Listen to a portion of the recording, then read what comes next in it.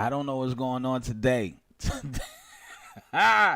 Today, they do not want me to get my message out, Miss Sheila. Miss Sheila, I don't know why the enemy is working overtime this morning. When I say he working overtime, he working overtime. Oh man, I have been cut off a YouTube.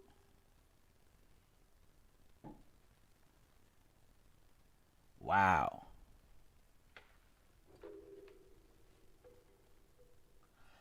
I think I'm being flagged.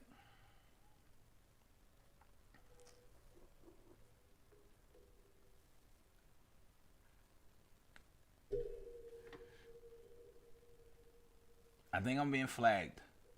Good morning, Miss Mary. Cause they just kicked everybody off YouTube, Miss Sheila. I'm being flagged.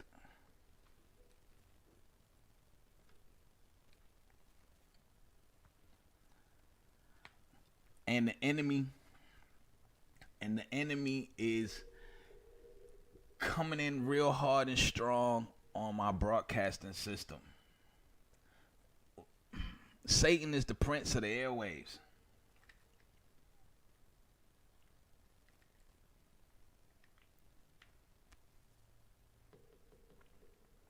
So I got a message this morning that I need to put out. And I'm going to get it out. Because we need to kill the identity politics. We need to call racism what it really is. It's not really racism, it's really hate. And it's something that people keep just throwing around because it's a moneymaker. Lastly,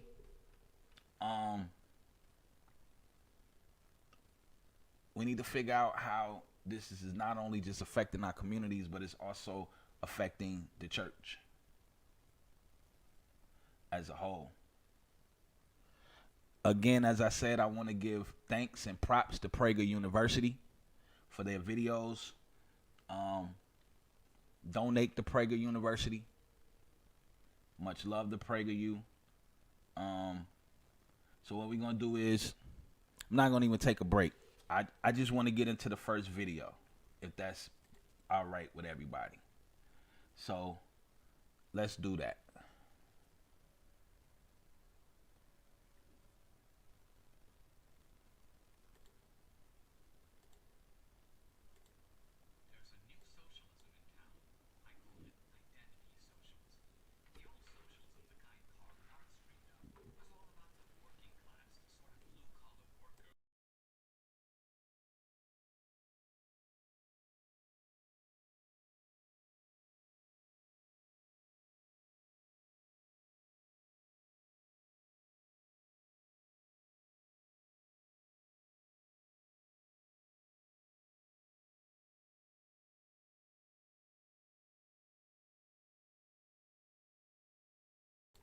There's a new socialism in town.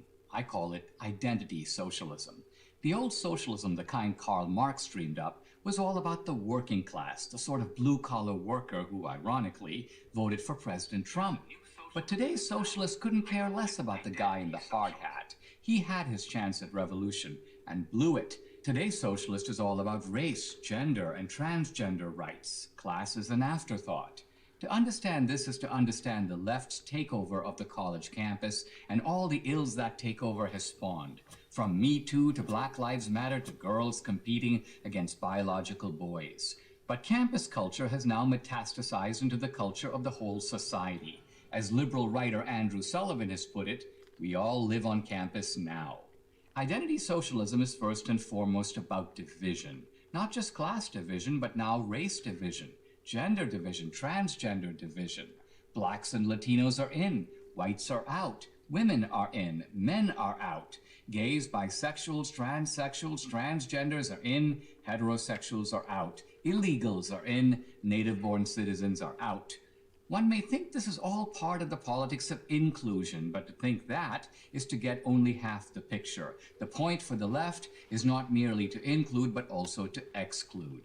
So where did this identity socialism come from? Meet Herbert Marcuse.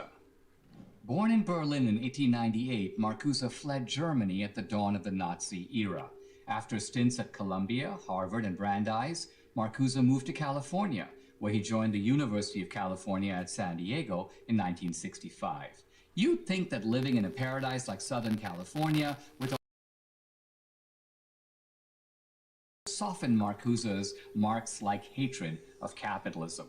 But it was not to be. If anything, the more he prospered, the more he wanted to bring the system down. He had a problem, however, a big one. Socialism didn't work in America. Life was too good. The working class in the U.S. didn't aspire to overthrow the existing order. They aspired to own a home. How could you foment revolution without revolutionaries? Classic Marxism had no answer for this. But almost 100 years after Marx, Marcuse did.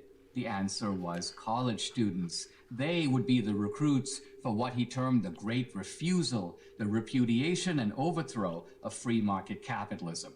Conditions were perfect. The students of the 60s were already living in what was in effect a socialist commune, a university campus. Rather than being grateful to their parents for providing them with this opportunity to learn and study, they were restless and bored. Most importantly, they were looking for meaning, a form of self-fulfillment that went beyond material gratification. Of course, as with all successful social movements, timing was critical. Here, Marcuse was very fortunate. The 60s was the decade of the Vietnam War. Students faced the prospect of being drafted. Thus, they had selfish reasons to oppose the conflict. Marcuse and his acolytes turned this selfishness into righteousness by teaching the students that they weren't draft dodgers, they were noble resistors who were part of a global struggle for social justice. Marcuse portrayed Ho Chi Minh and the Viet Cong as a kind of third world proletariat, fighting to free themselves from American imperialism. This represented a transposition of Marxist categories. The new working class were the Vietnamese freedom fighters. The evil capitalists were American soldiers serving on behalf of the American government. Marcuse found, in addition to the students, other groups ripe for the taking. The first was the Black Power movement, which was a militant adjunct to the civil rights movement. The beauty of this group, from Marcuse's point of view, was that unlike white students, its members wouldn't have to be instructed in the art of grievance. Blacks had grievances that dated back centuries. Through another Marxist transposition, blacks would become the working class, whites the capitalist class. Race in this analysis took the place of class. Another emerging source of disgruntlement was the feminists. Marcuse recognized they too could be taught to see themselves as an oppressed class. This, of course, would require a further Marxist transposition. Women would now be viewed as the working class and men the capitalist class. The class category would now be shifted to gender. Marcuse recognized that educating and mobilizing all these groups, the bored students, the aggrieved blacks, and the angry feminists, would take time. But he wasn't in a hurry. Soon enough, the radical students would be the radical professors, teaching identity socialism to a fresh crop of impressionable recruits. Over time, Marcuse believed the university could produce a new type of culture, and that culture would then spill into the larger society to infect primary education, the news media, and entertainment. Even big business, the hated capitalist class itself, would succumb. He was right. Identity socialism has arrived. I'm Dinesh D'Souza for Prager University. This video was made possible by a generous donation from the William S. Knight Foundation. Thank you for watching this video. To keep So, ladies and gentlemen, identity politics, one-on-one, has now spread it. It's not about class. It's not about race. It has become about gender. It is now have become about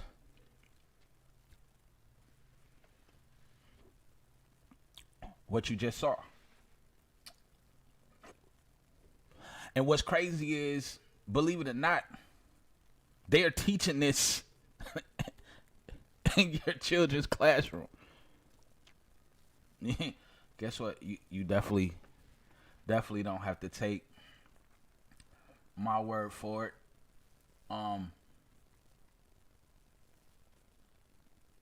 Because I guarantee you that a lot of y'all don't even know what your children are learning in the classroom. And this is being taught every day in the class. You're absolutely right. That is his purpose. See, the Antichrist is not just going to show up on the scene. The devil is not just going to come up on the scene and be like, ha. You know that, Miss Blackmore. He not going to do that.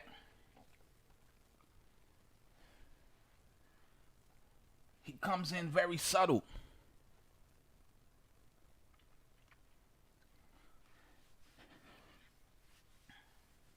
If I can get you to accept this, now I can get you to accept this. Stevie Steve would tell you, Miss Blackmore, I got kicked off a radio show because I didn't believe in gay marriage.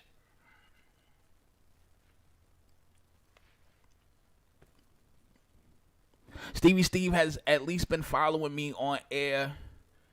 What's this been, Stevie Steve? 7 years.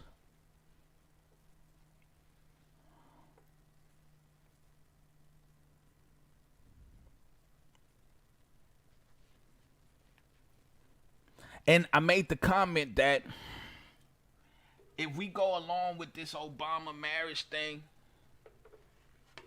the end all be all game would be pedophilia. 7. Stevie Steve said 7. There will be the end all be all game is pedophilia. They told me I was crazy.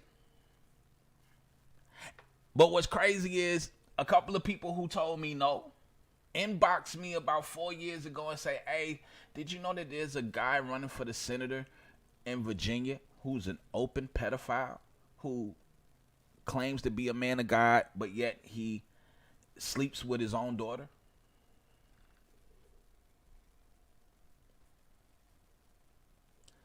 Then I got hit again and said, did you know that they're doing TED Talks to say that this is normal? And what's crazy to me is they are now using the same civil rights that African Americans had to fight for. And not only fight for themselves, but fight for other minorities that would eventually come to this country so they can secede. But at the same time, you have others who are using these same laws to advance the LGBTQA plus agenda.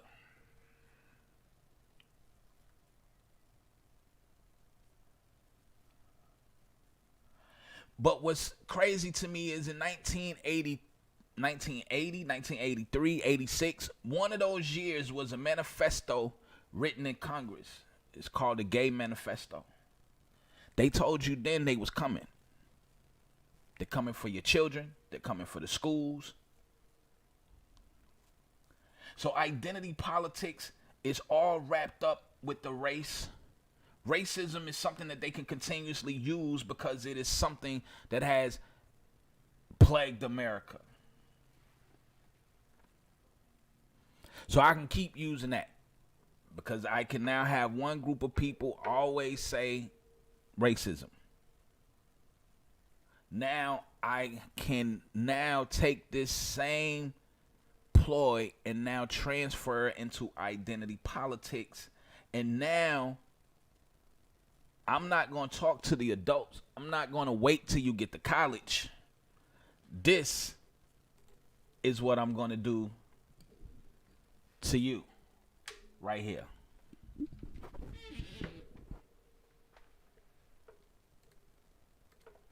What's happening in our schools? Colleges have become leftist indoctrination centers. It's not a new problem. It's been going on for decades, first behind the scenes and now out front. That's how radical change happens. It creeps up on us. And when we finally figure out what's going on, it's too late. What's been happening on college campuses is now happening in elementary schools and high schools. I know. I'm a mom of 2 school-aged kids. I've seen it with my own eyes. More and more parents are seeing it too.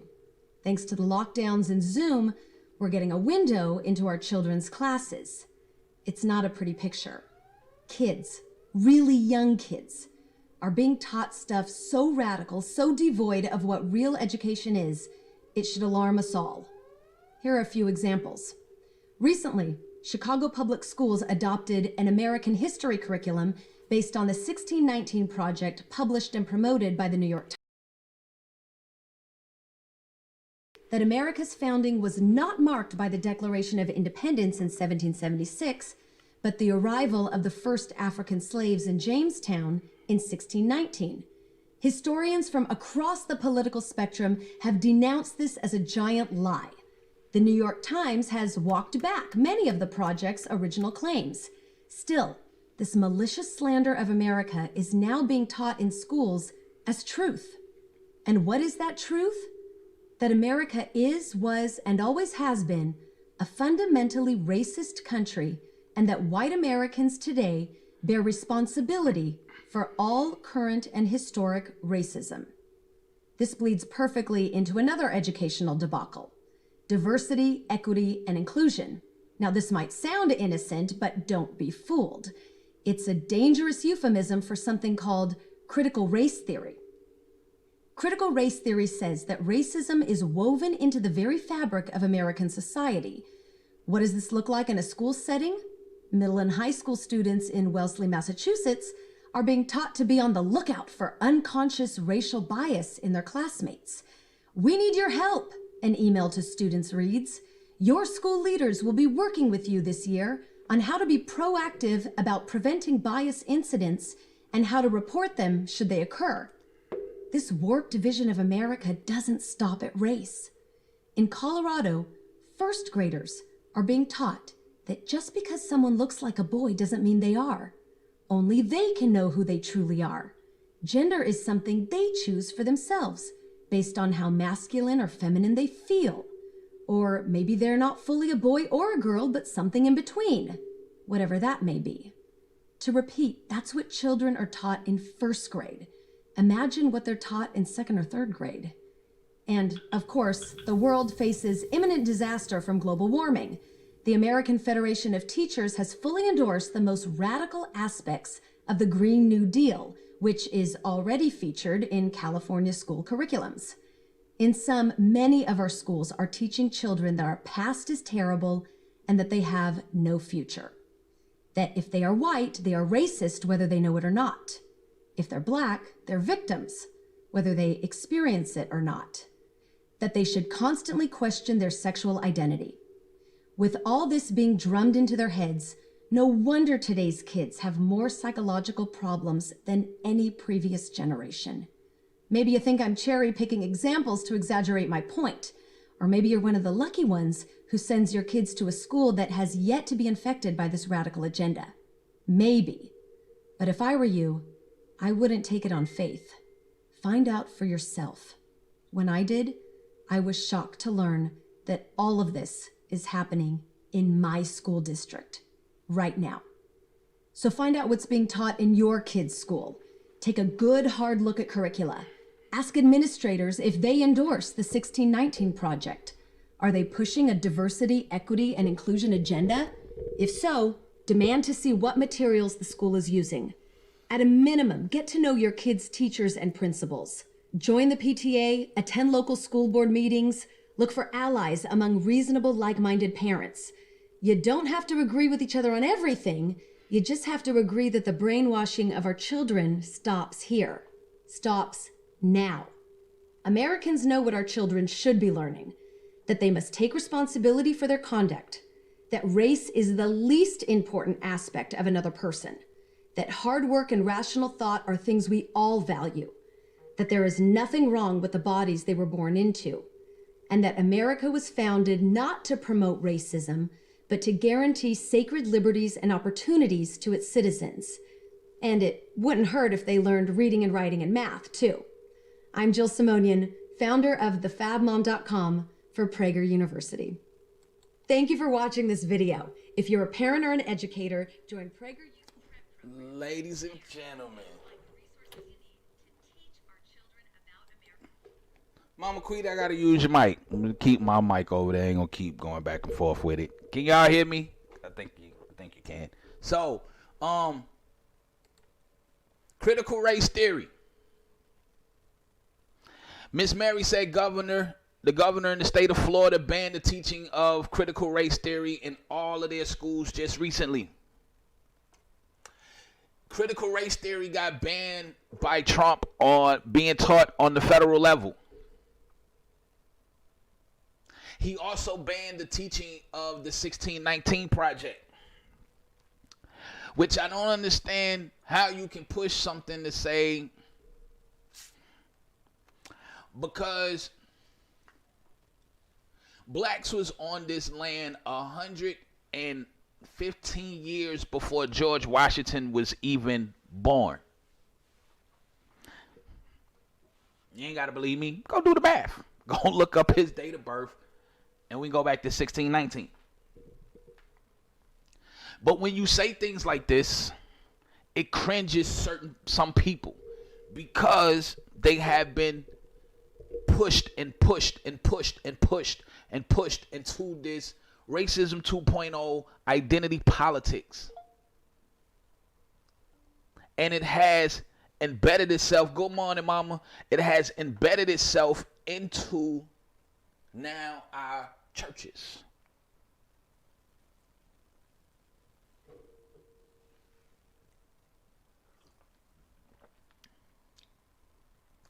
See, I want to give you another perspective that CNN is not going to give you. I want to give you another perspective that MSNBC is not going to give you.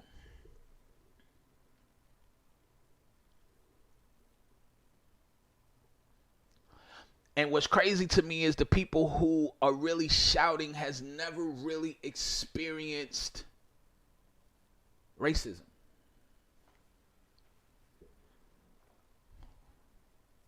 Most black people have never been called a nigger to their face.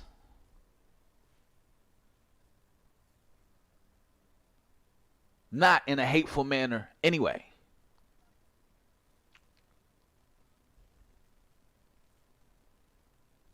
Most blacks have never experienced you can't be here because you are black.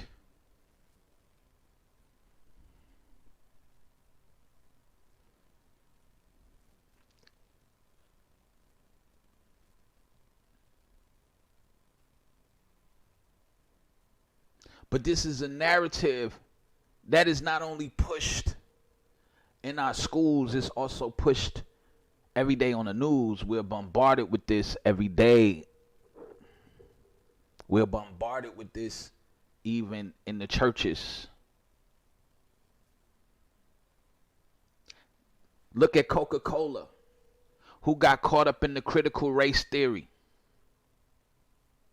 with the little dumb chick who was white, but she tried to make herself look black, and she made millions going around making corporations. She was charging $100,000 an appearance to tell corporations, gather all your white employees so I could tell them they need to be less white.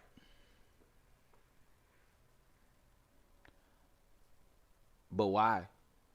What is the purpose?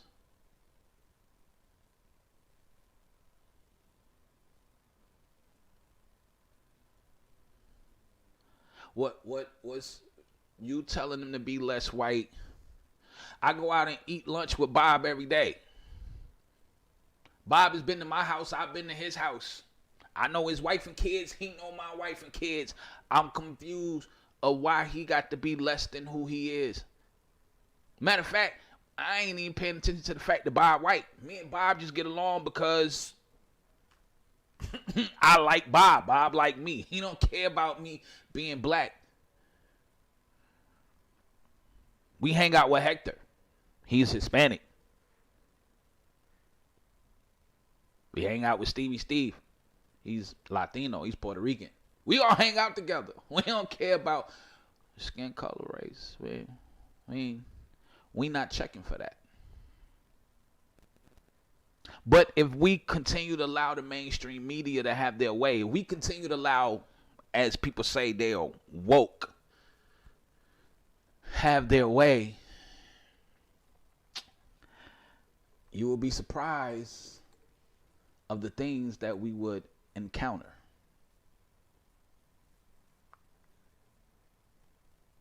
One of the greatest things to me is they talk about capitalism.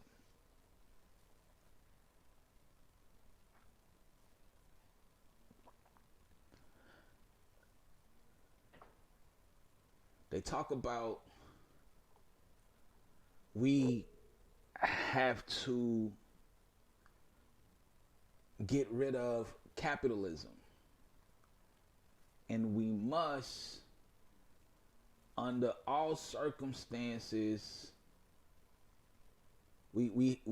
capitalism is evil. We got to get rid of it. Mama, we got to get rid of capitalism. It's evil. But what's crazy to me is capitalism has brought so many people out of poverty. Capitalism, if done correctly, works and benefits everybody. Miss Blackmore said, let's ban the mainstream media. How about we just...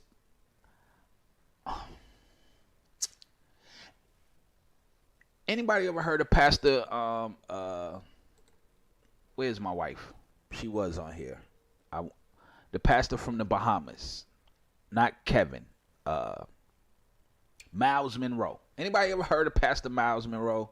You can pump some hearts. You can put up a hand emoji.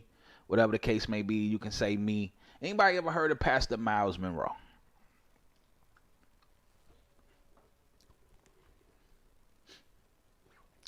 Pastor Miles Monroe said something great. Miles Monroe. Right. Am I saying it wrong? Pastor Miles said something very great. God bless his soul. Very powerful man of God. Very great teacher of the word. I love his teachings. He's a very great teacher. He said something to me. Well, not necessarily to me, but I was watching one of his teachings.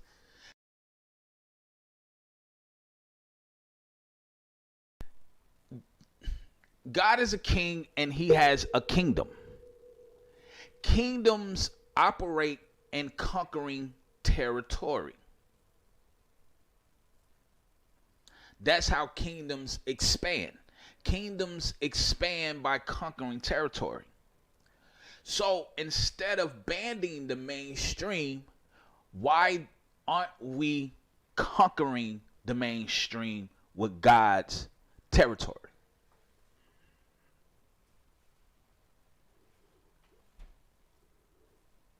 Because the devil, there's a kingdom of darkness. And it's slowly gaining ground. It's taking territory all over the place. So if we represent the kingdom, why aren't we expanding the kingdom? Good morning, Ms. Graham. He said that the kingdoms, think about the last kingdom on earth was Great Britain. It's still considered a kingdom. It's called the UK, the United Kingdom. They still have colonies all over the place. That's part of their kingdom. If I go to half of the Virgin Islands belong to America, the other half belong to the UK. If I cross over, I am now under the jurisdiction, rules, and regulations of the United Kingdom. Ms. Blackmore said, good morning, Ms. Graham. It's almost like America in itself is its own kingdom. If I leave from another country and come to America, I am now subjected to the rules, laws, and regulations of this kingdom. So instead of banning the mainstream media, why not take it over? Why not expand our kingdom? Why not even our kingdom? God's kingdom. Why not expand God's kingdom into the mainstream media?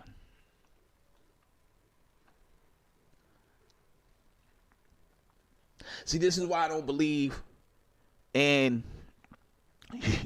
you can't hold me back. I was raised by a different type of man. My daddy always told me nobody can't take nothing from me. Whether he be black or white. My dad was a police officer, and he never told me to fear the police. He always told me to fear Lil John who lived next door. Because that was the one that had more chances of killing me than the police. My dad told me to work hard. Don't complain. And don't play the blame game. I used to say, yeah, Dad, but they said the white man bringing the dope in. He said, yeah, I don't like tomatoes on my sandwich. Just because the picture got tomatoes on it don't mean I got to eat it. So don't play the blame game. Oh, well, you know, the white man bring the dope in. Well, you ain't got to sell it just because he brought the dope in. You don't have to kill your brother for $1 just because somebody offered it to you. You have choices.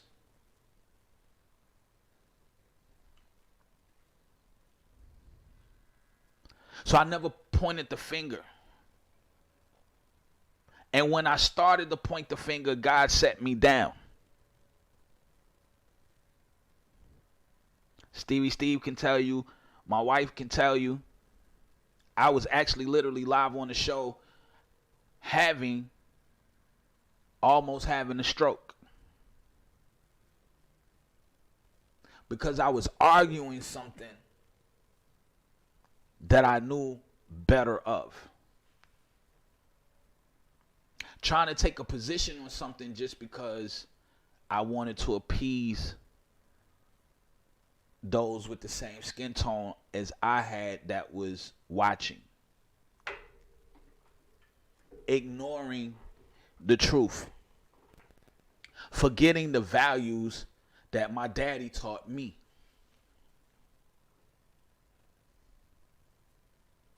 That my mother raised me on. I was never raised to see color. I was raised to see character.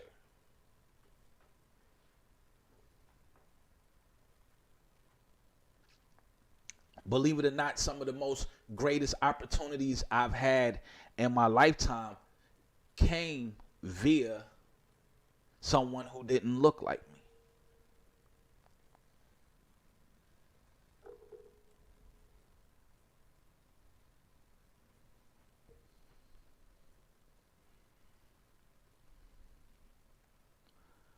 But one thing that I could say that I was pushed towards was to continue to be an entrepreneur.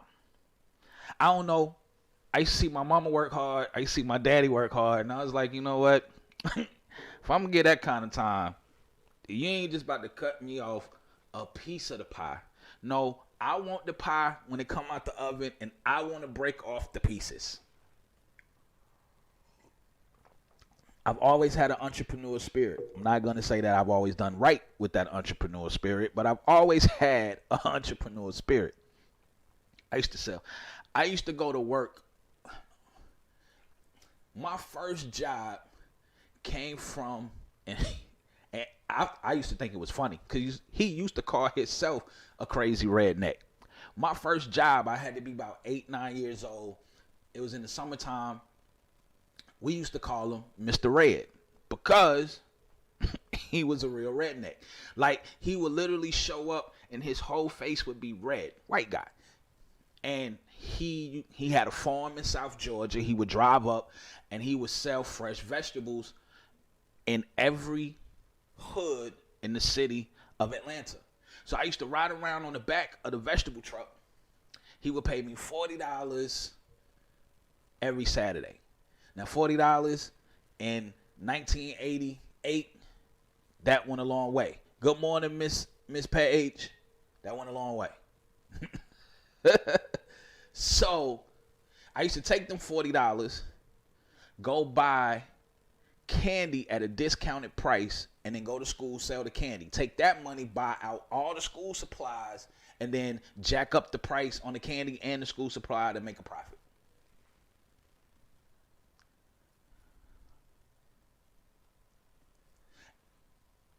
I always was in a position to help bless someone else, and I did in the process regardless of where I was, how I was getting it. That is called capitalism. But today, if we allow mainstream media, Ms. Blackmore said, look at you, Gov, you come a long way. Yes, give God the glory for that. If we allow the mainstream media to tell us capitalism is evil, rich people are no good. But what you have to understand is capitalism has birthed a lot of things, have given people great opportunities.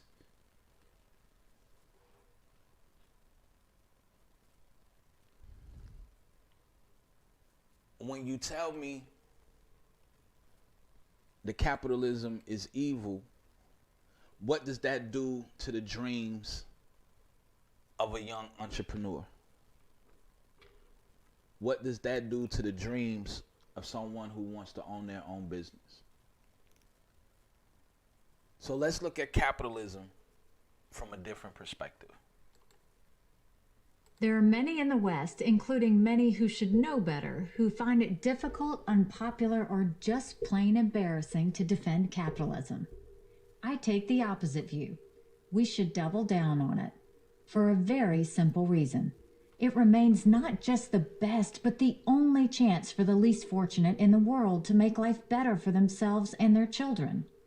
And the more we see of capitalism's rival, socialism, the more proof we have that capitalism is the way we want to go.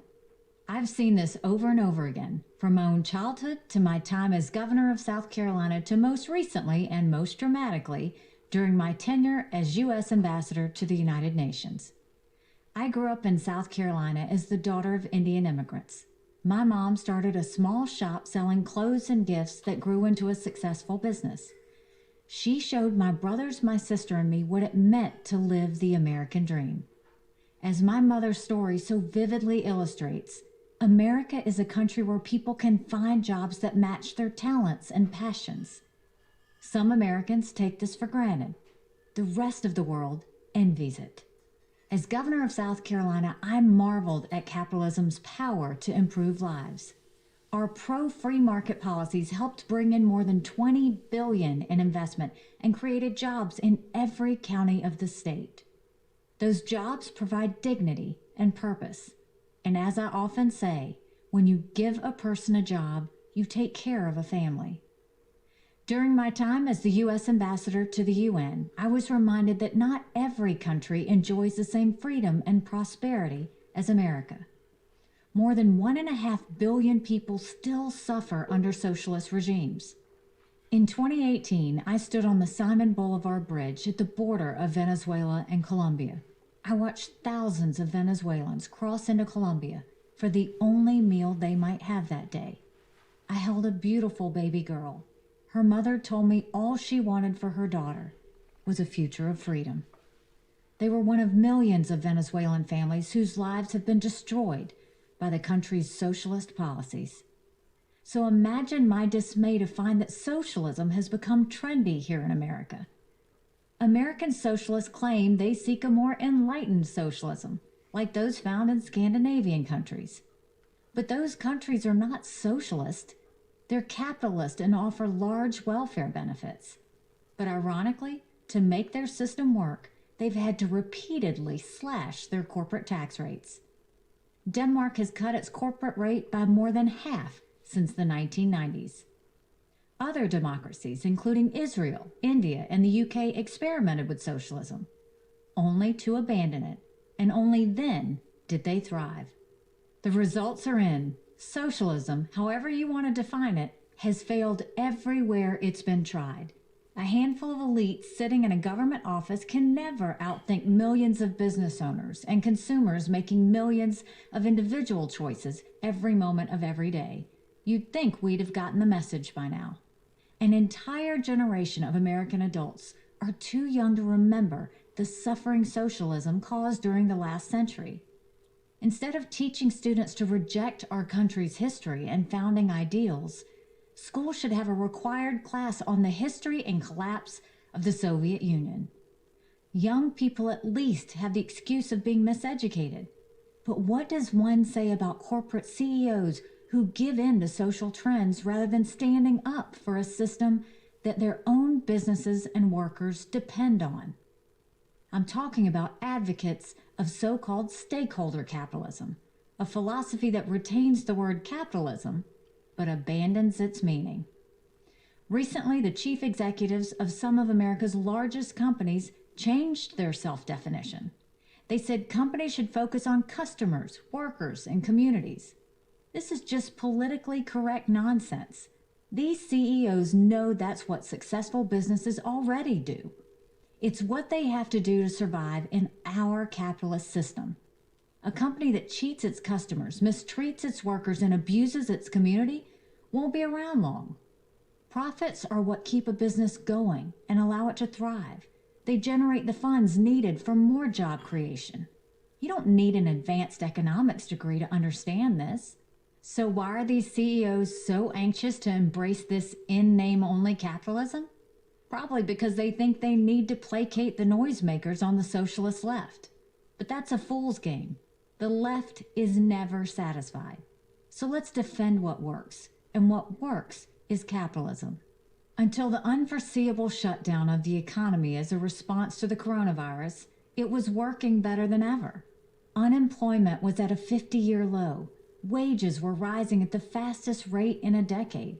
More women and minorities were working than ever before. Poverty was at a record low in America. Let's get back to that as quickly as possible. There's only one way to do it: capitalism. I'm Nikki Haley for Prager University. Thank you for watching this video. To keep PragerU videos... Yes. Way to go, capitalism. Any questions? Any concerns?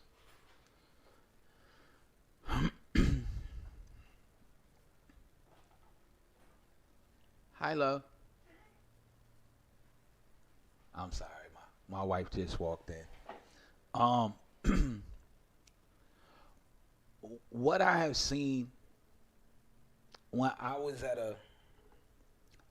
I went to a Trump rally when he first came to Atlanta after he had become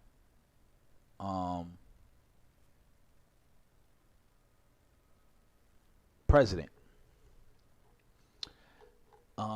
I was late getting there, so I couldn't get inside because they was only allowing so many people inside of the building. I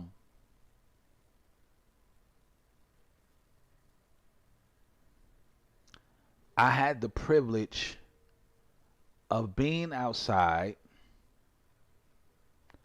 and I ran into one of the guys who was in charge and Venezuela, who fought against the socialism coming, but to no avail, he failed.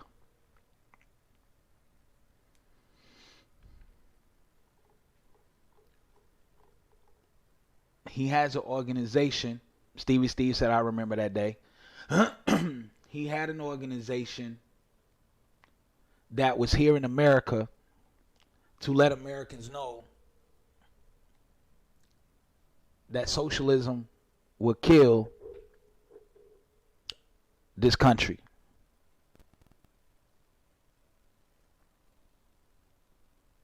Ms. Blackmore said, Mama Quita, yay. She said she's coming. Get her a minute.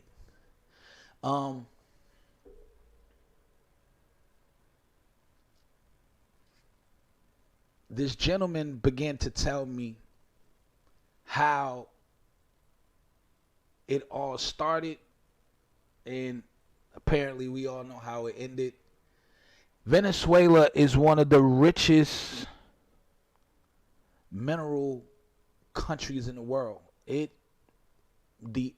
Just its oil alone made it a wealthy country when it was under the guides of capitalism. Venezuela started to grow, investments started to come in. Actually, Venezuela was rising to be one of the largest and most wealthiest countries in South America.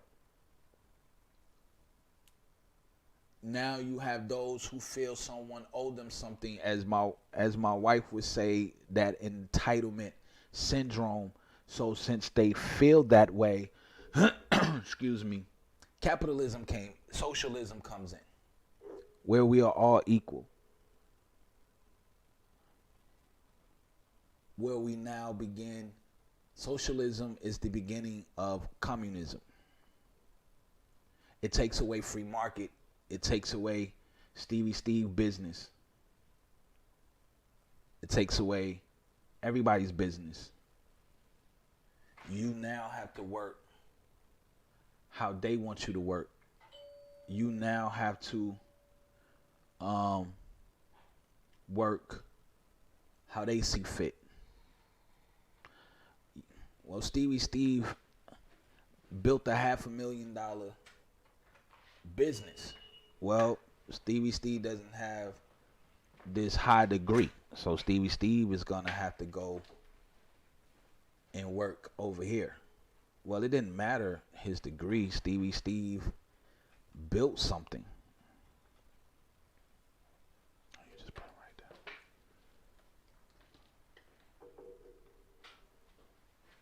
there. And he said that begins to trickle down into the communities. That begins to trickle down into our society. And what I started to see in America, the reason why it says racism 2.0, identity politics in the 2021 church, is because these ideals are now starting to have more power in the church than the word of God.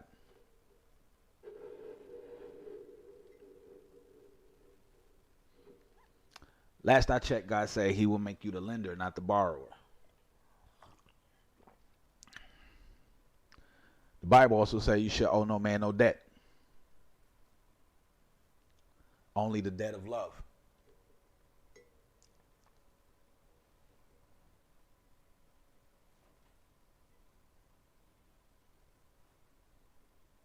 God gave you an idea and an ability to thrive, to succeed, to create.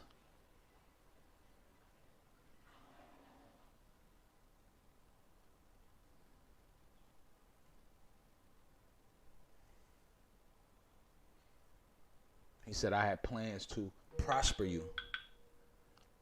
Socialism doesn't prosper you.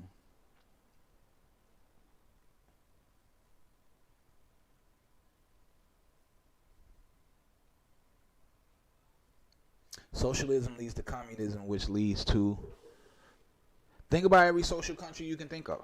And they always, and they made a great point in this last video about the Scandinavian countries. I've been to 2 of them so much I practically lived there. And when I hear this, well, Sweden is and Denmark is, and it's like, no, they're not. They're actually capitalist countries. They believe in entrepreneurship. They believe in people having businesses. The thing is, they just have higher taxes, lower corporate taxes, higher taxes on individuals, so they can be able to afford free college and free healthcare. That's it. So pretty much out of 100% of a paycheck, you're willing to sacrifice 60 to 65% of your pay so everybody can have free Medicare and free college. And whatever you lack, the government can actually step in.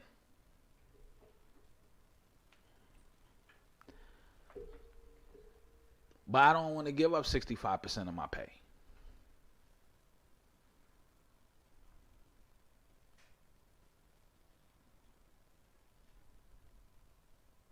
Actually, as an American, what I really want is the government to get out of all our business. Just make sure everybody has equal rights. We all play fair. We all, everything is equally across the board. But allow the minds of entrepreneurs, the minds of the free market to balance everything out. Because typically that's what usually happens.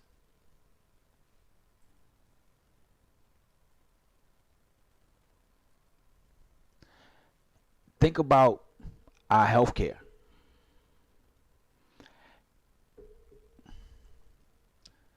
If it wasn't so highly regulated,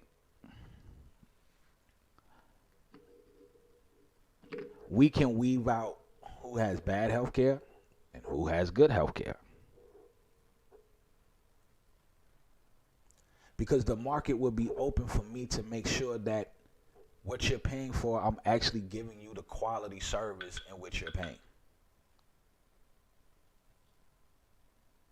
You give me $2,000, but I put a Band-Aid on a bullet hole and I send you home so you can bleed out. That's not great healthcare.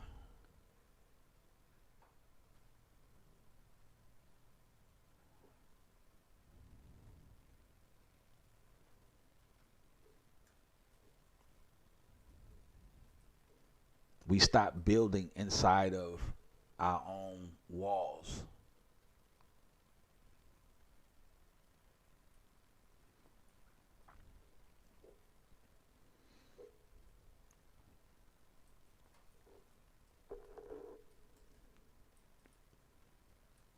Think about it. Once we stop our own drilling.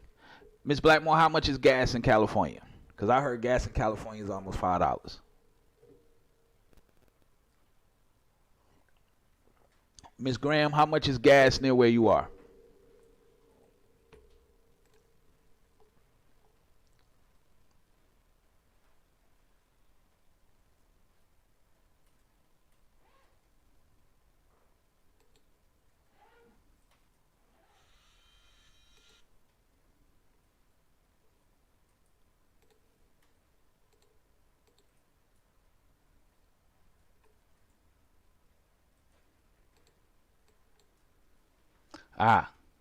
She said 414. I think I will pass out. We would never leave the house. If gas was $4 in Atlanta, listen, we would tear this whole we would tear this state down. But just like that, overnight, gas jumped up almost $1.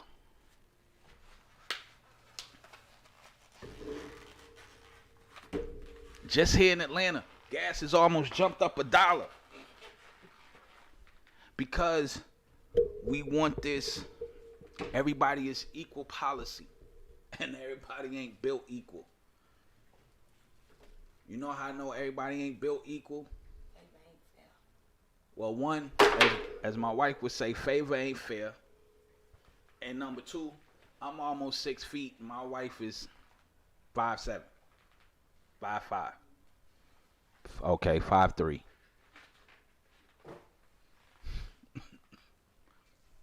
She shout,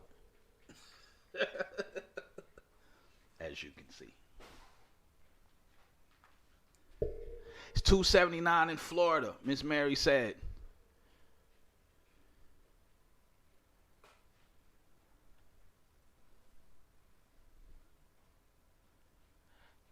New York is 293. That's actually kind of cheap for New York City. Gas in Atlanta is 269, 59. I've seen it up to 280 in some places, depending on where you at. What back road you driving down. But before all the offshore drilling and before all the kumbaya and we need to hold hands and lie to each other, gas was like 189.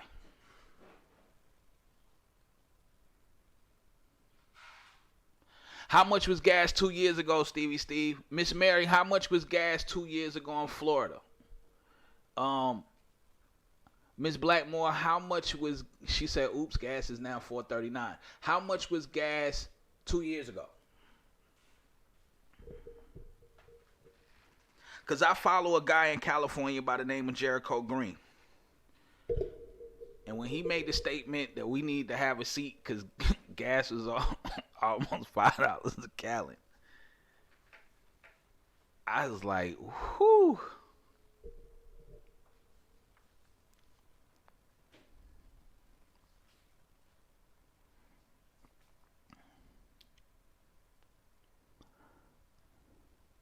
We have allowed the devil to use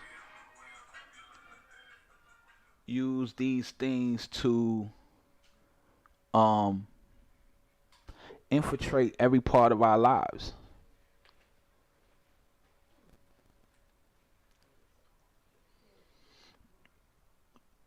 My mother asked me to do, this was a couple months ago, she was like, why don't you do a Black History show? And I was like, not really. I made a statement about something that they're pushing, an agenda that they're pushing, and I really don't like this agenda because this agenda is teaching our children non-truths.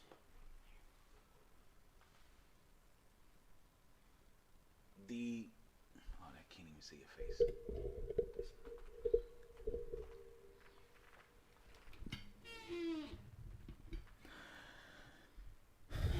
This 1619 project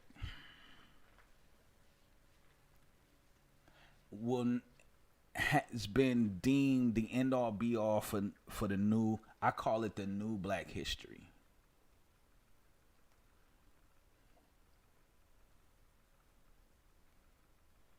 What's crazy to me is this was published by the New York Times. This wasn't even written by scholars. This was written by journalists who did no research. Because as I said, Black people stepped on this land in 1619. George Washington was born 115 years later.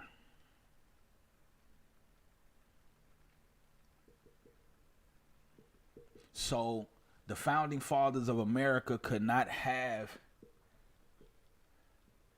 blacks as slaves if they wasn't even born.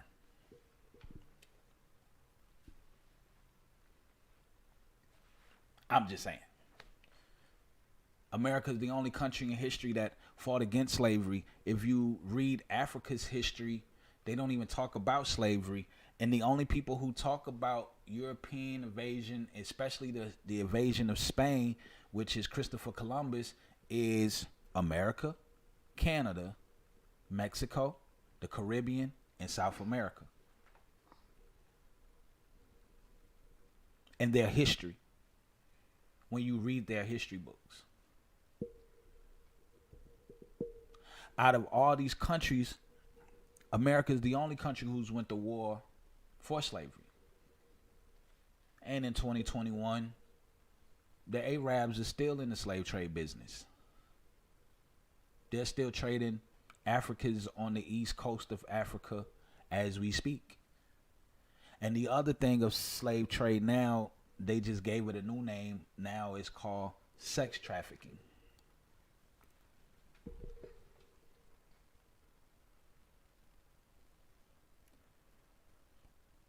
As I said last week, race baiting is great money.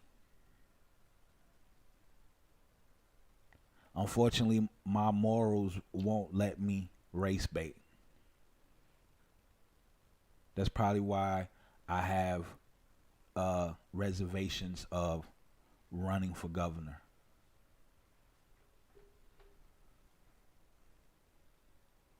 Because I don't get caught in the race baiting. Like they said with this new law, it's stopping black people from voting. I was confused. I came on and I read the law. It actually gave them more opportunity to vote. Oh, you can cut the light down. No, it's a little knob at the top. Okay, you look real shiny.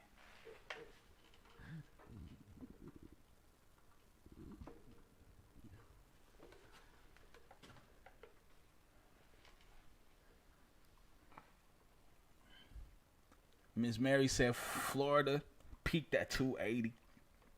The laws was 212 and 219. We are almost at $3 this year. It recently went down to 279.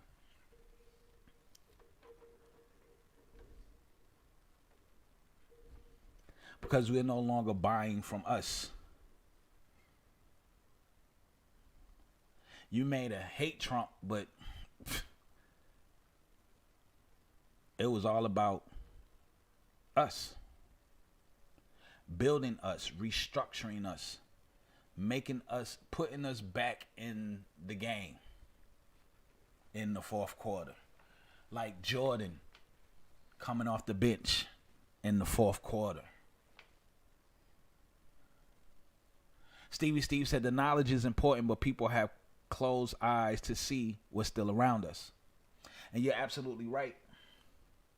Because my voice is not as loud as CNN's. Mama Quita's voice is not as loud as MSNBC.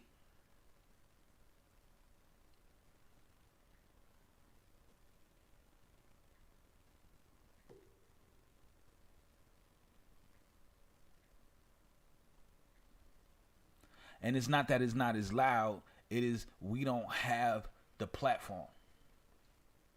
Well, I ain't gonna say we don't have the platform.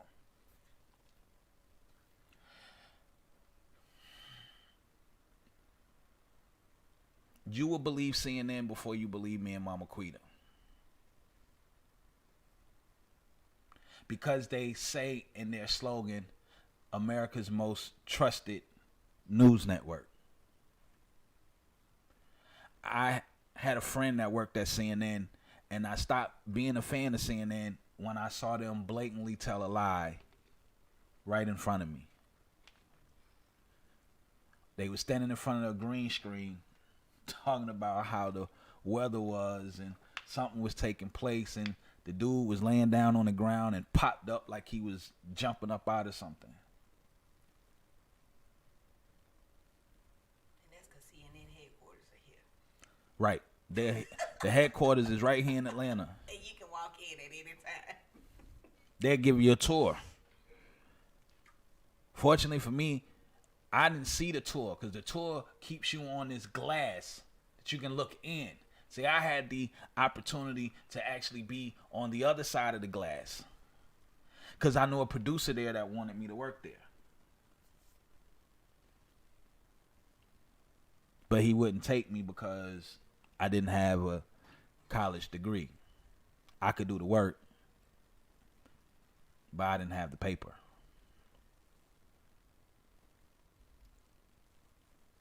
So when I see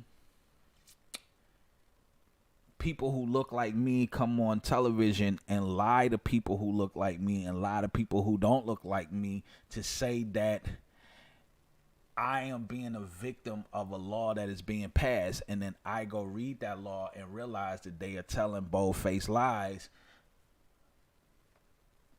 you get criticized because you don't go with the narrative. See, I don't fall into the racist 2.0. I don't get caught up in these identity politics because I know they're the work of the enemy.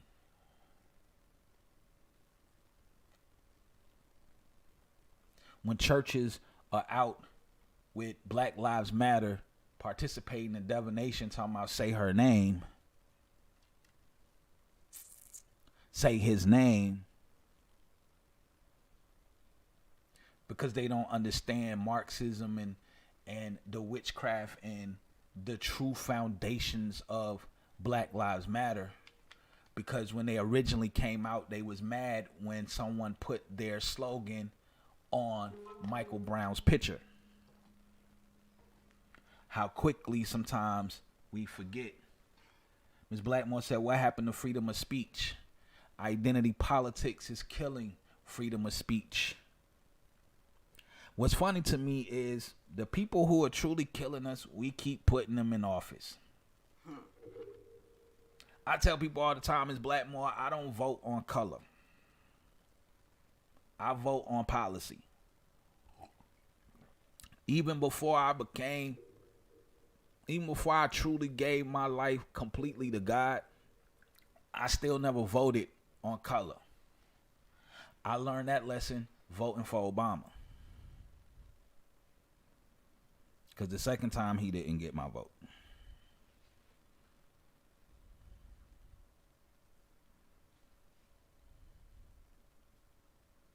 I don't vote for parties. I've never voted for a party. I've always voted for what I thought you was going to mean best, not only for me, but for my mama, my daddy, my sisters. How is this going to affect my children 10 years down the road? That's how I always voted. And what's crazy is a lot of people still vote based on color. And not only do they vote based on color, it kills what they're doing.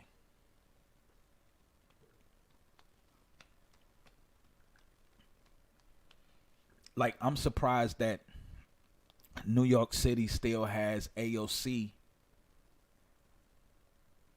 as their representative. Now, my mom always told me if you don't have nothing good to say, don't say nothing at all. But she's not too bright. For her to have a bachelor's and master's in economics, she can't add to save her life. And I thought economics was built around math. I'm confused. Kind of make me, huh? And I told you, a piece of paper don't make you smart. Yeah, I know a piece of paper ain't gonna make you smart, but you at least got to know basic math. You can give me that. She stood on TV and couldn't give you basic math that she could have just wrote down in cheat sheet notes. Every time I hear her speak, I pray harder for New York City. Because I got children there. I got friends there.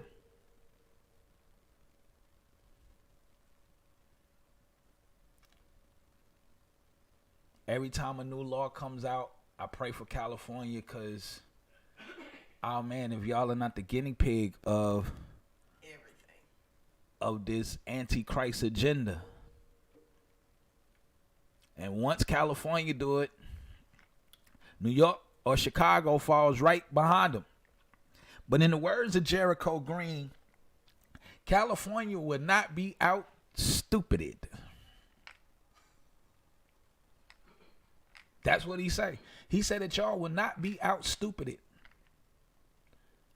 Because y'all will take 2.0 to a whole new level. And Ms. Blackmore said, and because we, the church, have allowed it, and in the situation that we are in with this man-made virus. Stevie Steve said, and I'm here. You're the friend I'm talking about, Stevie Steve.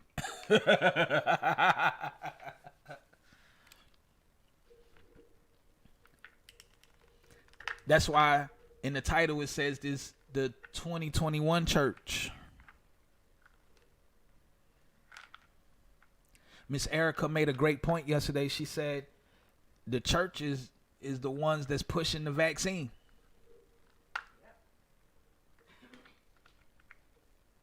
Pushing it. My thing is, what happened to Matthew 10?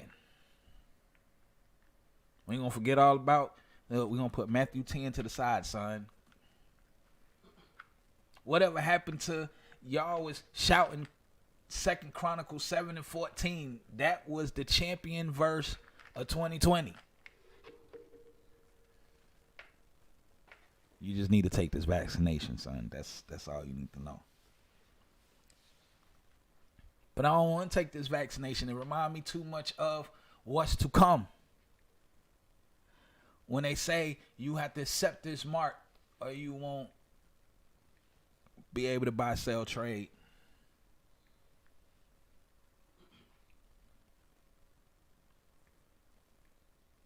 Identity politics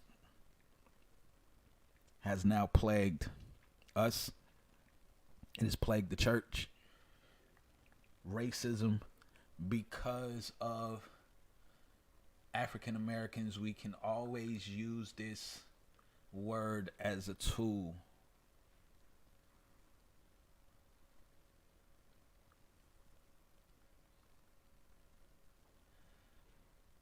Jesus said he would separate the sheep from the goats. He didn't say blacks from whites. He didn't say Venezuelans from Colombians. He said sheep from goats.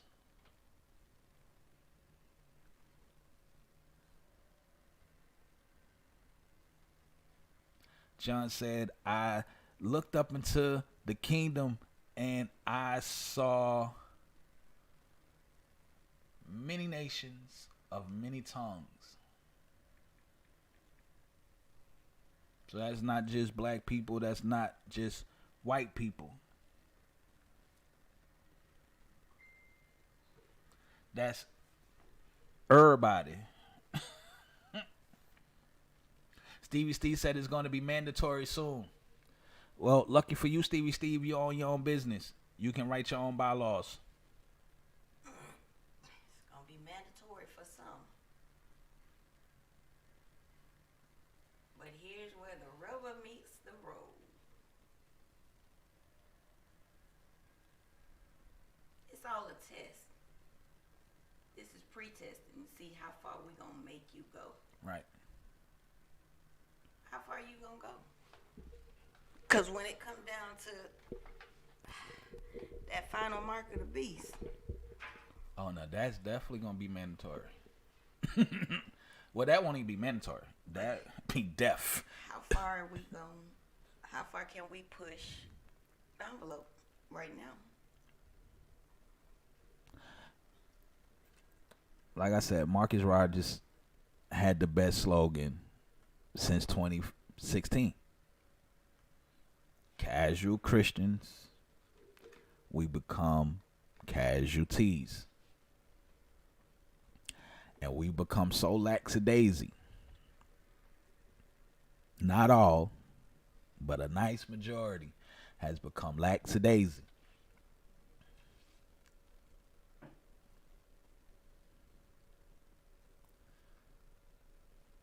To the point where the only reason why I really did this today was Right, Ms. Blackmore. I've seen God bless PragerU. Yeah, I love PragerU. PragerU, even just their 5-minute clips is beautiful. And that's the ones that I'm playing today. Like, they're like ill to the point. 5 minutes, get you in and out. But I've seen ministers now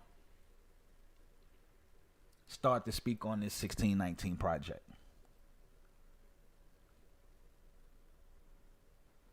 Matter of fact, I'm just gonna let you hear for yourself. Say hey. Put your hands in the air. Wave them. Wave them like you just don't care. Really?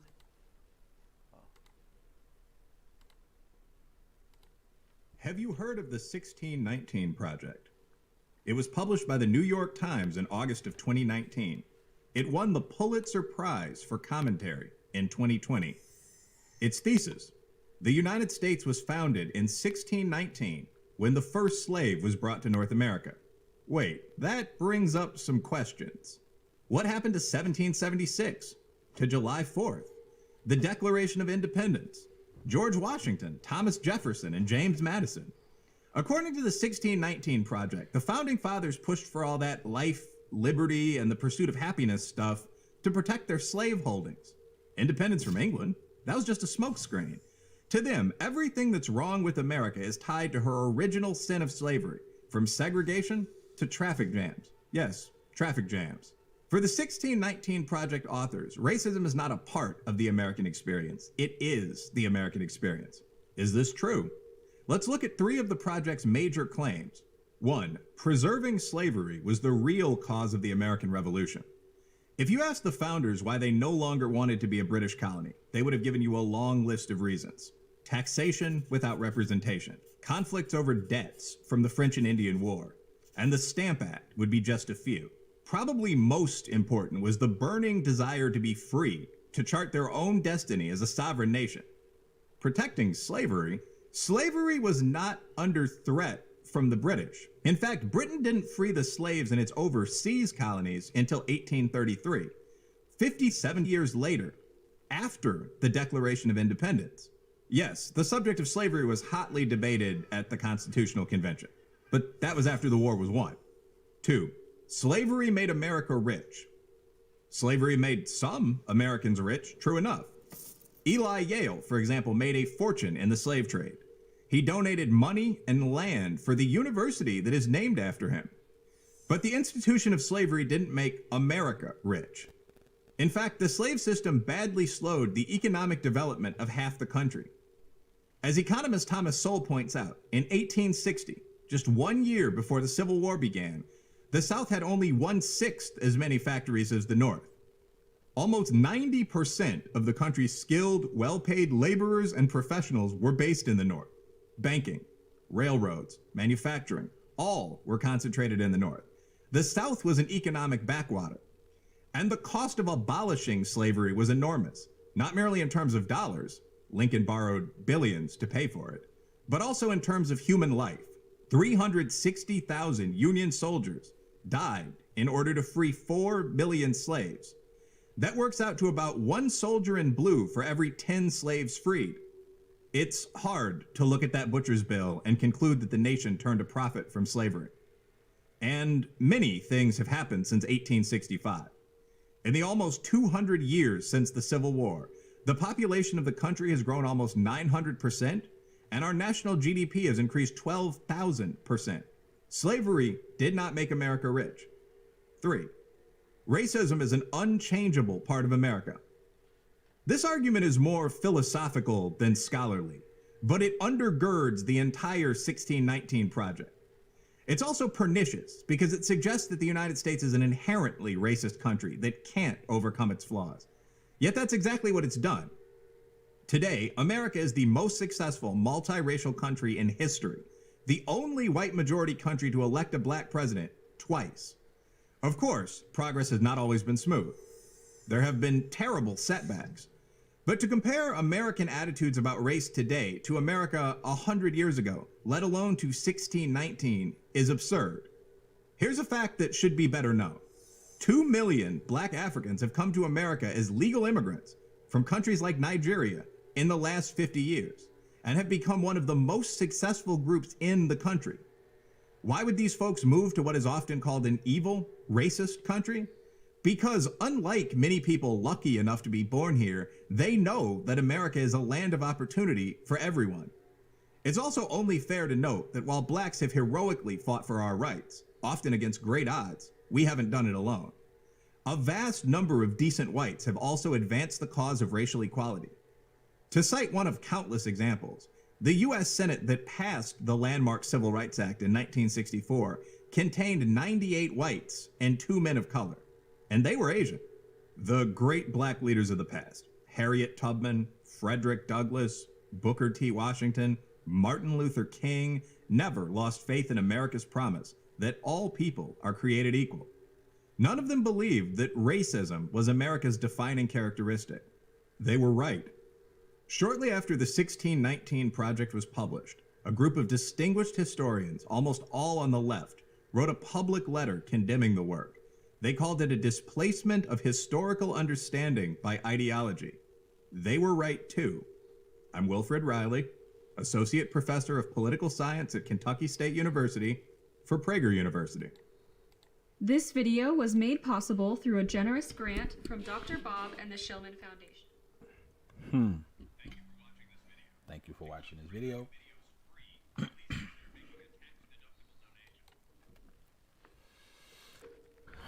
The 1619 Project.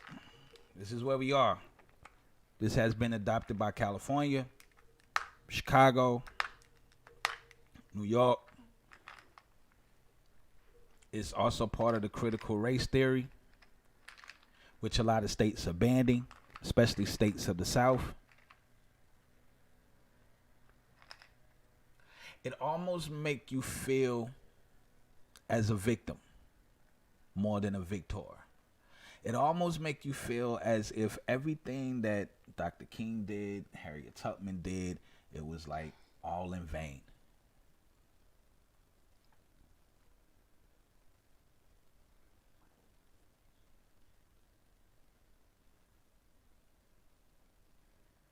Miss Graham asked me one day if I watched or listened to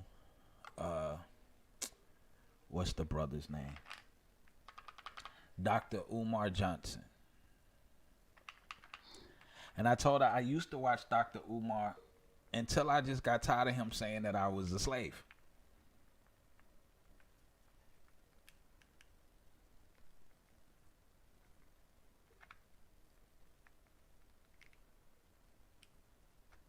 I'm like, bruh, I'm not a slave. You don't get the opportunities. But if I can Google, if I can Google Cardi B, I can Google opportunities. About that right there. If I can if I can YouTube the new Jay-Z song, if I can YouTube the new Yin Yang or the, you know who Yin Yang is. Or the Amigos. I don't think they know who them is either. Nicki Minaj, whoever. If I can YouTube that, I can YouTube whatever it is that I'm looking for. God told Daniel to close up the book to the end where knowledge will increase. We're in a place where knowledge is at the tip of your fingertips. You can type in Google, what are the 10 best Bible verses for marriage? It will give them to you. I need Bible verses on depression. It'll pop up in Google. I need Bible verses on this. Matter of fact, half of the fake preachers now go to Google and type in sermons.com. Boy, when I saw that, I was like, wow. It's a website called sermons.com that already got pre-ready-made sermons for you for Sunday morning.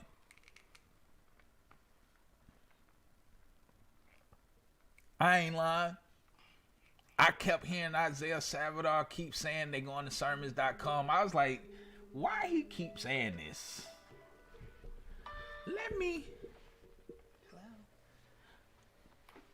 He keep saying sermons.com. Let me go and see for myself. And sure enough, Ms. Blackmore, you can go on here. You can go to sermons.com. You can type in any topic that you want to speak on. The cross, salvation, love, hate, the 10 Commandments. And they will give you a list of about 100 to 200 sermons. Oh, I want to preach on healing. I want to preach on this. Whatever it is you want to preach on, they'll give it to you. Google. So I can't keep buying into the narrative of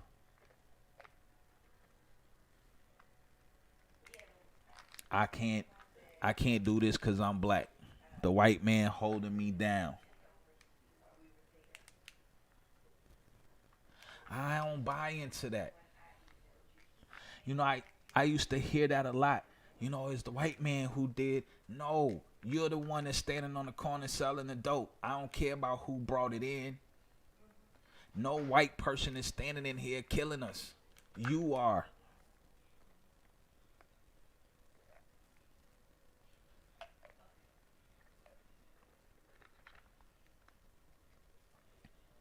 Systemic racism. My argument to that is build your own system.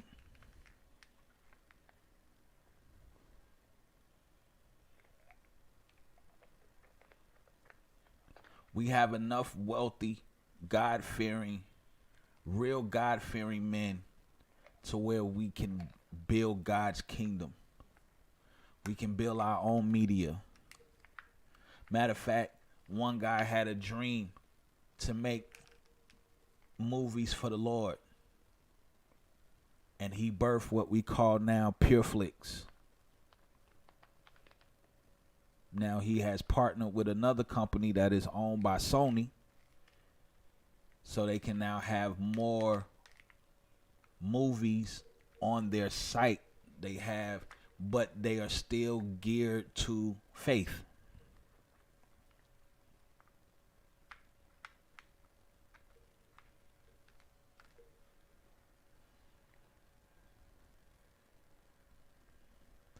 God has no respect of person.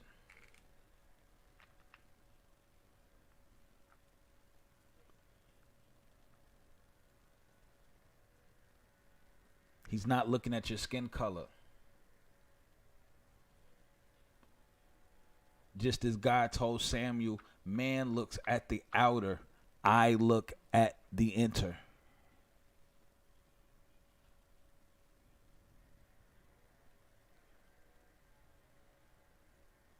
That's right. Ms. Blackmore said the up faith and family is not so faithful. Because some people still like to cater. Oh, I know what you mean.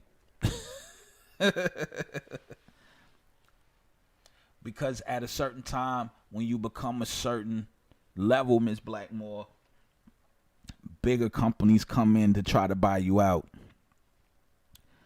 It sounds great at the table.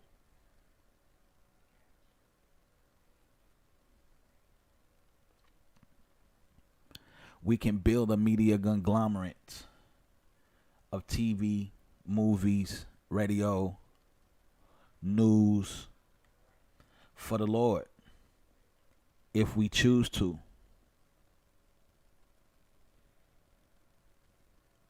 The question is, Ms. Blackmore, do we choose to?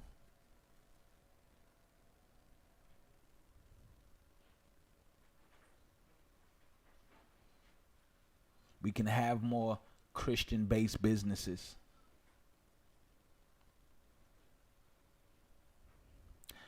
But they don't want the persecution.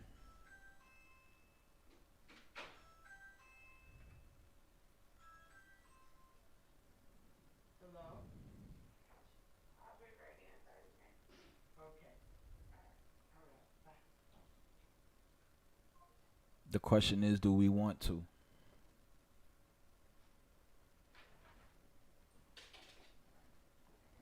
because we now begin to look at the monetary aspects.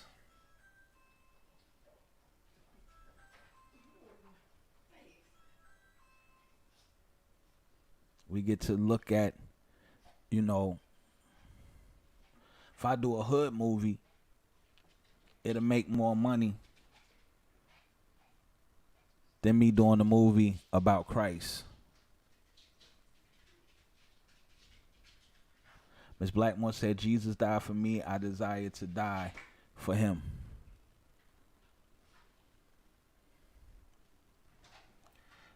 But when it comes to doing what needs to be done to show, it was funny because my wife loves Hallmark. My mother-in-law loves Hallmark. Matter of fact, to the point where they wouldn't even be here, I would catch myself watching the Hallmark channel.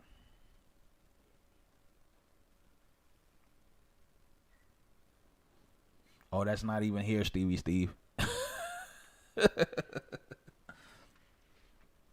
That's about 40 minutes away from here. I caught myself watching the Hallmark channel. Matter of fact, my television, if you cut on the cable, it is set to the Hallmark channel.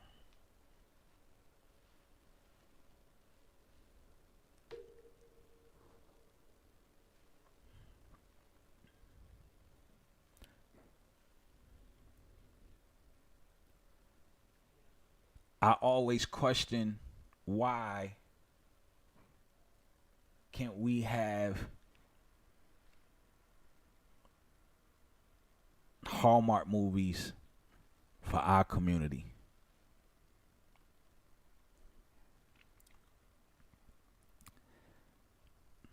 Where God is the undertone and love is the center focus.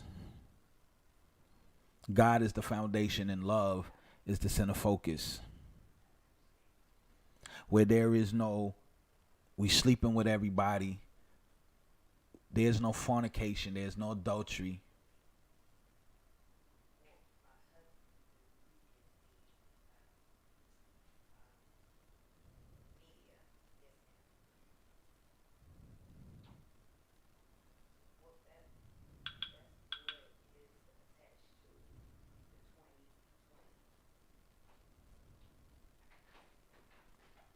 So I always ask, why we can't do movies like these?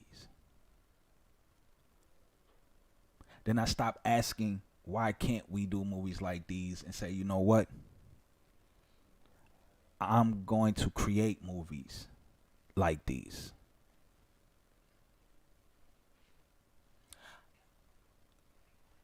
Ms. Blackmore said, look at The Chosen. I love that movie.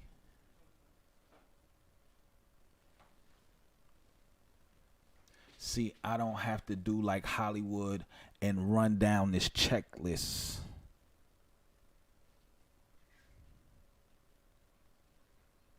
We can just make movies. If you qualify for the role. If you don't,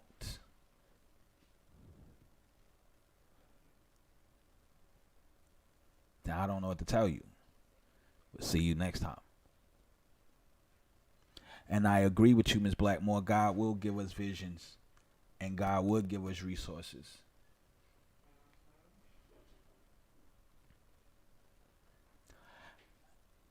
When it comes to this racism, this identity politics, and is plaguing into the church in 2021, it's time to stop the excuses. It's time to stop the victimhood. It is time to stop the pandering. It is time to stop the whining and the crying and the sissifying and the I don't want to hurt nobody feelings, pussified preaching gospel that we have been doing lately.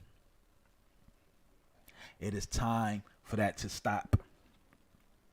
It is now time for God's children to stand up and spread the truth. It is now time to pull back the curtain on the Wizard of Oz. Listen, you could have hate me.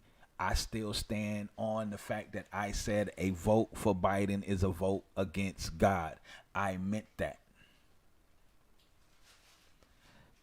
20 years from now, our grandchildren are going to suffer if we get another stimulus check. Equity Act is not equity at all. You can't say that you're bringing the country together, but you hate the ones who don't see it your way. The Green New Deal will leave us into bankruptcy of something that we will never be able to recover from. If you've never been to a third world country, this is where the now policies and politics are taking us.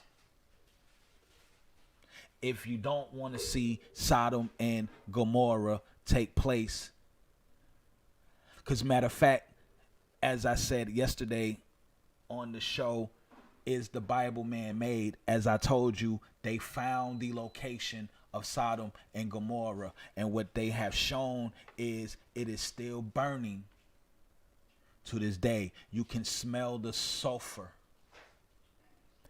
You can see the brimstones, and for miles, that's all you see around you. If you truly want the fall of this great country, continue to go in the direction in which we are going. Continue as a church to take the back seat and not speak up and tell the truth.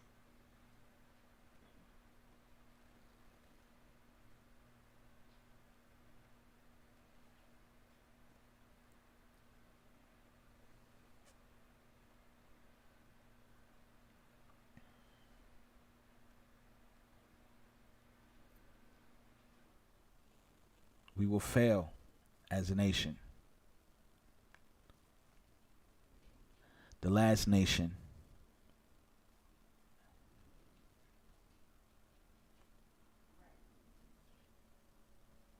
we will march the Antichrist in with flying colors. And I can guarantee you that you don't want. However, yet now we have an opportunity to change the narrative. As I said earlier, what I learned from Pastor Dr. Miles Monroe, that God has a kingdom. Kingdom is about expanding and conquering new territory.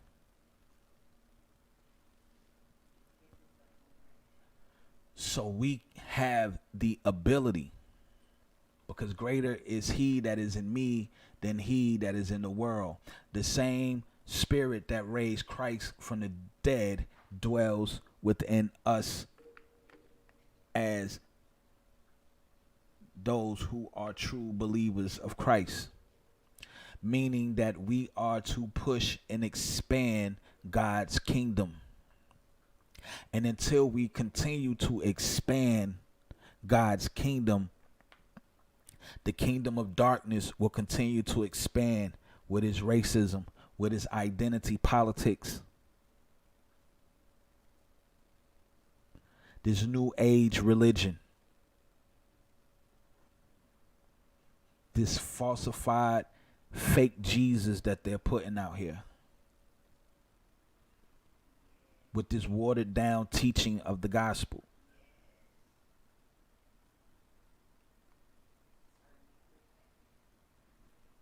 Where they are now taking scholarships away from little girls and giving it to boys because they identify as girls. Where are we as the church to say, that's not a girl?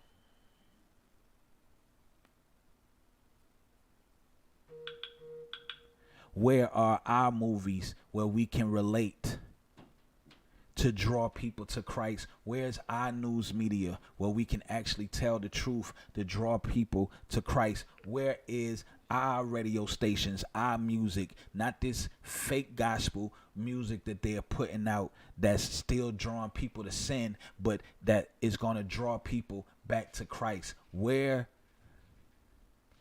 our newspapers and magazines?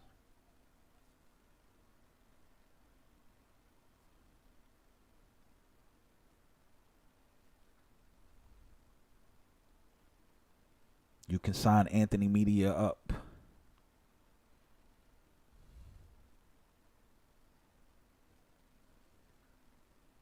Where's our businesses that stand on the word?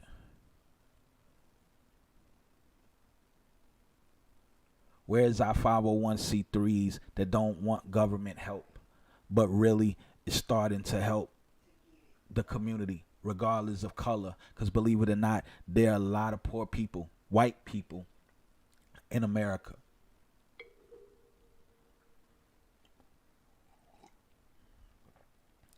The only sad part is whites don't bring in great advertisement dollars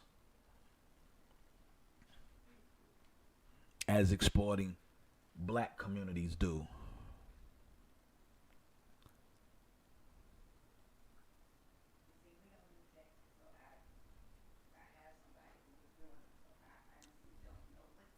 So it is time to get to work. Because it's the enemy that's behind racism. It's the enemy that is behind identity politics. And it is now spreading into the church house.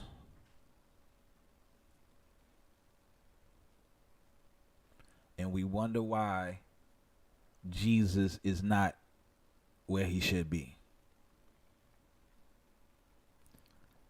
Why in certain places we can't meet God in his own house.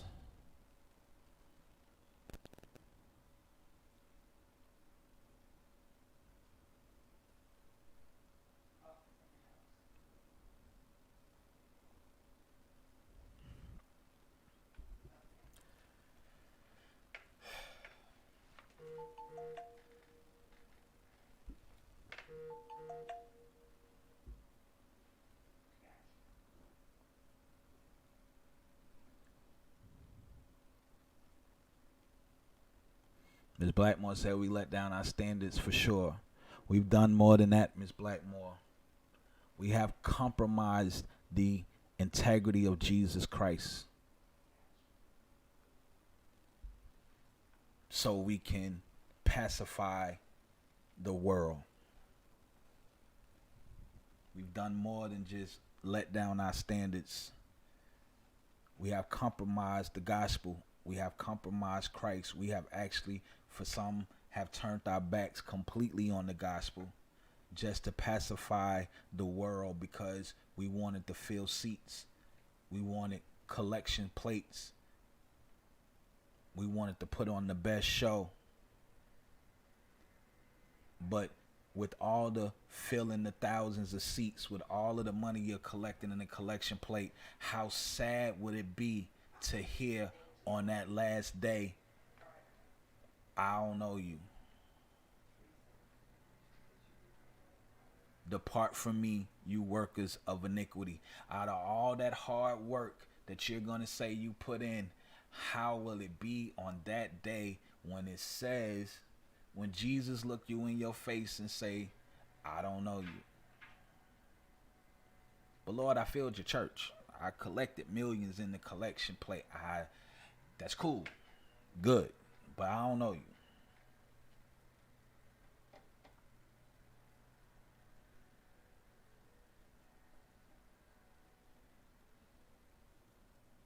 I'm ready to get to work. I have a meeting with Stevie Steve after the show. I'm ready to get to work. Ms. Blackmore, we're going to have to sit down and talk about a couple of things I see you have going on. Because I'm ready to get to work for the body.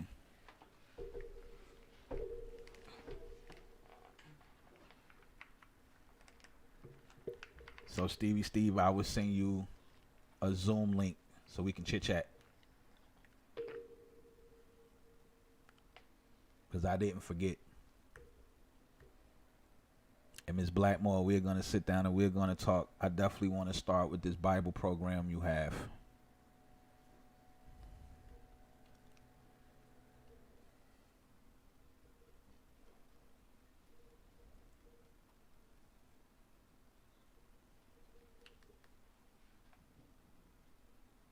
So it's time to stop playing the victim.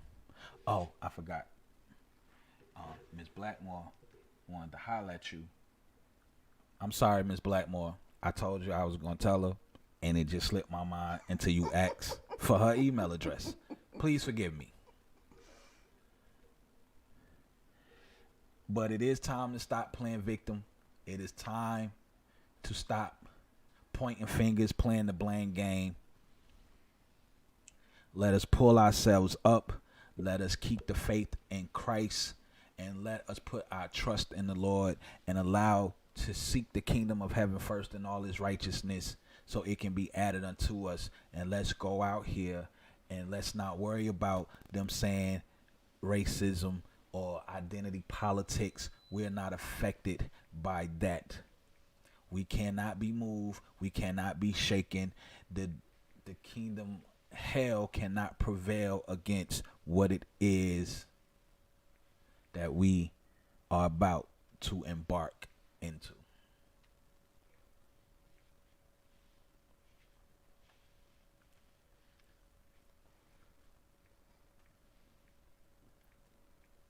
So no more playing the blame game. No more I'm black and they white and the government this and the government that. Because I'm going to leave you with something that I've been saying since I've been on the Wake Bacon Coffee Morning Show, going on 5 years. Stop expecting the government to do for you what God has already given you the ability to do for yourself.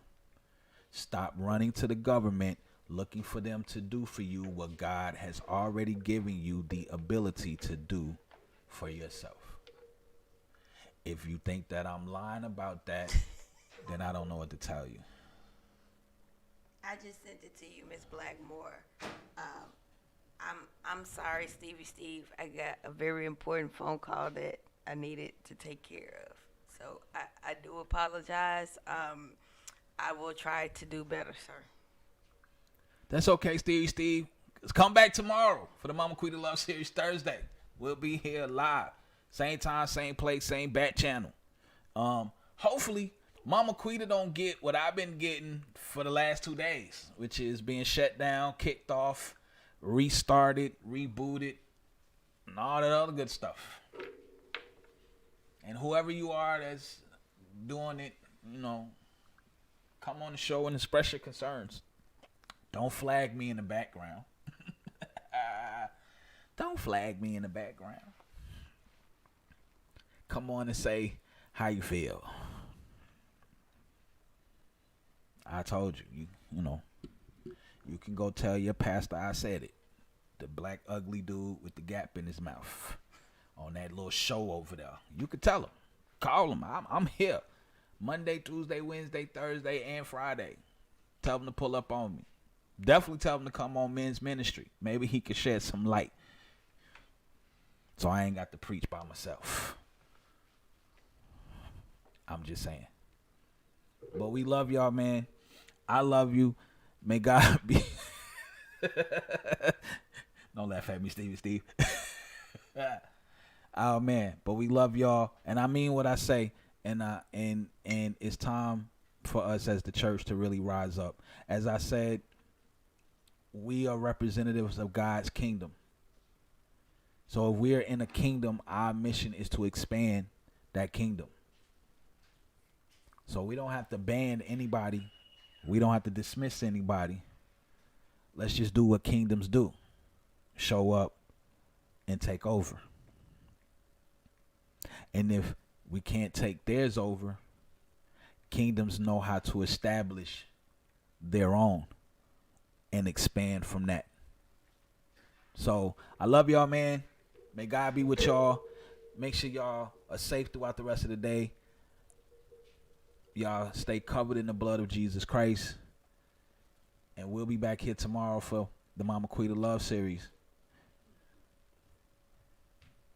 Oh, okay. Anything you want to say, Mama? No, I done missed the whole show. I'm sorry. Oh, and big up to PragerU and Mr. Dennis. I will be sending you a donation since I used your videos for my show. I've been meaning to send you a donation to PragerU. I love what you do. Thank PragerU. If you haven't subscribed to PragerU, go to PragerU, subscribe to PragerU. And if you haven't subscribed to the Wake Bacon Coffee Morning Show on Facebook or YouTube, you can do so. Click the bell, get all the notifications. We love y'all, man. We thank y'all. And as always, Mama, I'm going to change the ending song today. I'm going to play something different. But I'm going to play something that you like. It's bad, ain't it? So I'll see y'all tomorrow. Love you guys. Happy Wednesday. So blessed I got to watch this morning. Thank you, Miss Holly. Hey, Auntie. For coming in. So I'm grateful that everybody came in. Make sure y'all give us a thumbs up and share this with somebody who you said, no, I just want to change up the song, Stevie Steve. It's still something that you and my mama like. I promise you. I wouldn't do you like that. Share this with somebody. Don't change it. I promise you'll like it. Okay. Jesus. You must be talking to my mama right now. Okay, I won't change it. I'm going to give you the song that you accustomed to leaving out with. So I love y'all. God be with y'all, man. And share this video. We gone. I will.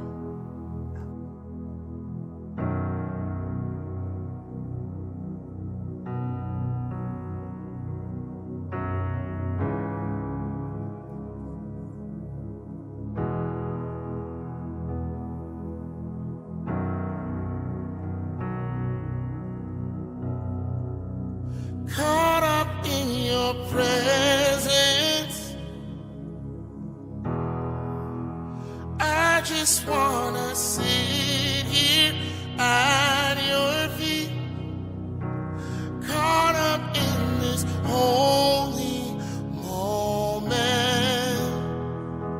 I never wanna leave. Oh, I'm not here for blessings. Jesus, you don't owe me anything more than anything that you can do. I just want you.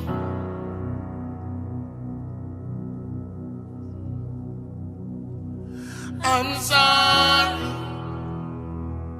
when I've just gone through the motions. I'm sorry when I just sang another song.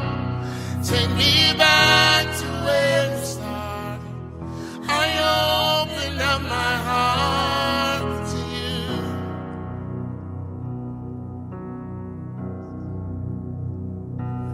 I'm sorry when I've come with my agenda. I'm sorry when I forgot that you're in it. Take me back to where we started. I open up my heart to you.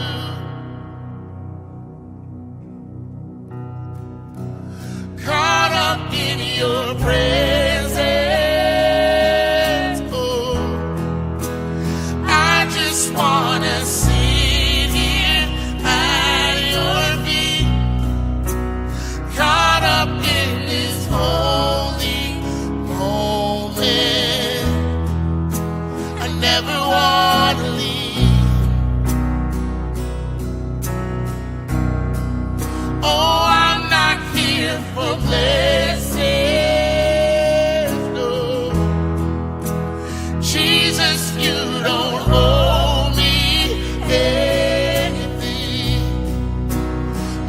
than anything that you can do. I just want you. I just want you. Nothing else. Nothing else. Nothing else will do. I just want you. Nothing else. Nothing else. Nothing else will do.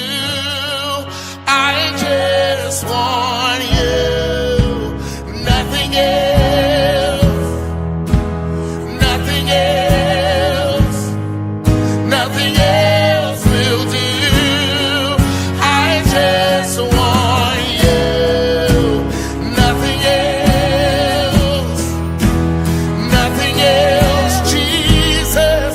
Nothing else. Oh, from the bottom of my heart, I just want you. Nothing else. Nothing else. Nothing else. All I want is you. I just want you. Nothing else. Nothing else. Nothing else will do.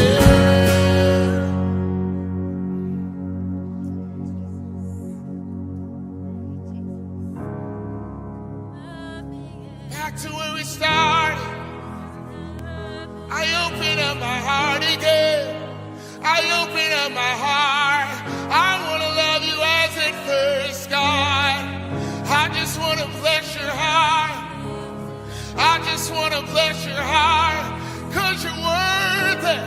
You're worth it. Oh, back to where we started from. Returning to my first love. Returning to my first love. 'Cause you're all I want. Caught up in your presence. I just wanna sit here at your feet. Caught up in this holy moment. I never wanna leave.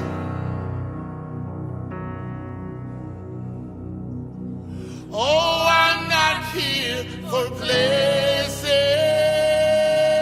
No. Jesus, you don't owe me anything more than anything that you can do. I just